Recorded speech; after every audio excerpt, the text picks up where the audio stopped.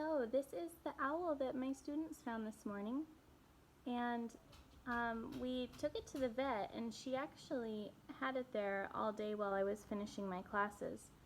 So after class, I went to pick up this baby owl, and the vet checked it, and the only problem that it had was it had some worms or worm eggs, and that's really common with birds. So probably most wild birds or birds you find outside that you bring to the vet are going to have that. But really, that's a really minor problem. So she just gave it a deworming shot, took care of that problem.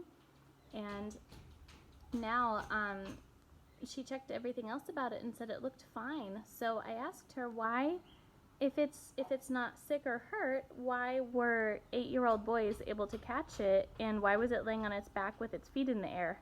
So it made the TAs think that it was sick when they saw it, and I would have thought the same thing. So why was it acting like that? So the vet said that actually this breed of owl can do that when it's afraid. So it sounds like it's kind of a playing dead kind of response. So it was scared, probably because the kids were shouting and saying an owl, and then it kind of rolls over and puts its legs up like it's playing dead, or it's defending with the feet maybe, I'm not sure.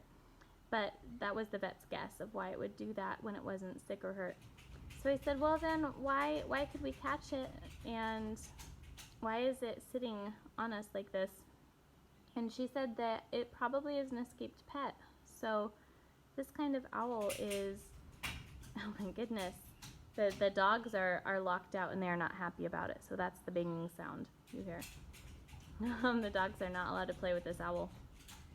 So anyway, this owl is, she's thinking that it was a pet that is actually illegal to have, but people will go out and they want them, or they think they're cute or whatever, so they'll catch it from the wild and they'll try to domesticate them. I don't know, maybe they'll even breed them, but you're not supposed to. So I was a little bit afraid to let it go back into the wilderness if it has been domesticated, but at the same time I don't want to keep it illegally. I don't have experience in caring for this kind of bird, and I want to do things above board, especially since this is something that my students are involved in. We want to teach them the right way to handle nature and to handle the animals that we're trying to help, and help them and not harm them, and do everything in a legal way.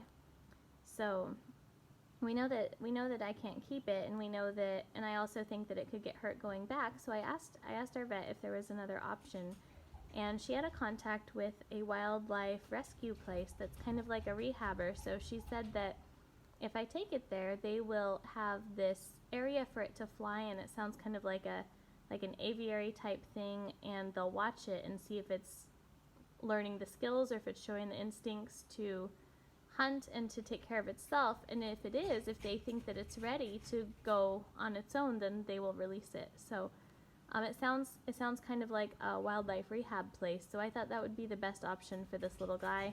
That will be legal and give it a chance to have more of a normal life, but not just throwing it out to the elements. So that's what we're going to do tomorrow. I'm going to take it tomorrow afternoon. And today I tried to feed it some mealworms, but it won't eat. I haven't seen it drink, so I think it may just be really scared and traumatized. We wanted to hold him, so I had some animal lover friends come over, and we wanted to see if we could let him stand on our hand, but as you can see, it's on my hand right now. It does not like that dog sound at the door. But he flew around a little bit, and he flew into one of my mirrors, so I felt really bad and covered up the mirror, but he's not supposed to be an indoor bird. And he's only here for one night, so I wanted experience to just hold him, and he's watching someone. I wanted to just have the experience to hold him and pet him, but we really don't want to make them tame, so it's really not a good idea to try to tame them more, because basically you're undoing the work that the rehabber is going to do. A lot of rehabbers actually make birds, try to make them scared of humans, and will do some things to try and make them realize that humans are not someone that they should trust, because as I've said, a lot of humans will catch these owls and try to sell it as a pet. And that is not what we want for this one. We want it to go have its best little owl life. So hopefully that will be a good place for it, and I think they will have more resources on food that it actually will want to eat and a good environment for it. So he's just going to have a sleepover tonight and then off tomorrow. So that's the story of the little owl. Also, it is not a baby, it is an adult.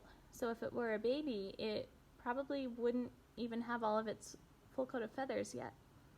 So it's just a small size of an owl, and I think it is an Asian barred owlet. I'll have to check the name to make sure, but it's just stays this size, so he's a really cute little guy.